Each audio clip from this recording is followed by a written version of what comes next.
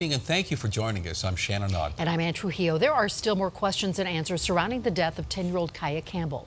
The suspect is a 15-year-old boy who was arrested Saturday in connection with her death. We are not identifying that suspect just yet, but we are learning a lot about him. Denver 7's Sally Mamdouh has been following this awful story from the start and is in the studio. That's right, Shannon. And I spoke to a friend who used to be close with the 15-year-old who tells me the teen just wasn't the same on Memorial Day when he visited him. Others tell me there was definitely trouble in school.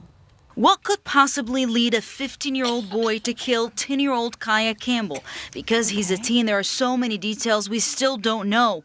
But today we're getting a glimpse into who the freshman was from students who knew him. Yeah, he was in my gym class. He was like quiet. He was very quiet. Like, he was chill to hang out with, but like, he was like a person that really wouldn't get engaged with anybody. James Turner, who hung out with the teen outside school, says he hardly saw him in class. He wouldn't go to a lot of his classes. He'd like stay, him and his brother would kind of stay in like the counseling office and do a lot of their work. But both students say it didn't take much to set him off. Like, I noticed it like sometimes, like he would get mad easily.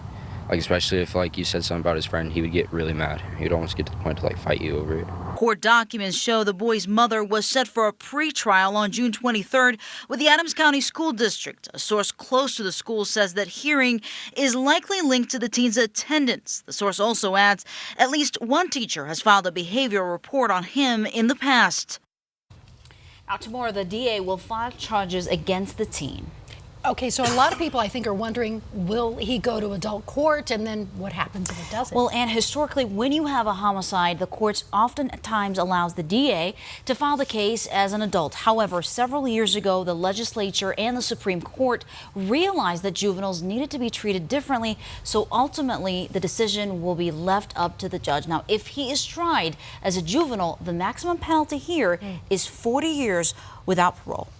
And we should find out something tomorrow, right? We'll find some details tomorrow. We're not sure yet if the charges will be announced as adult charges tomorrow, but we'll definitely bring you the latest development on that tomorrow. Thank you, Sally.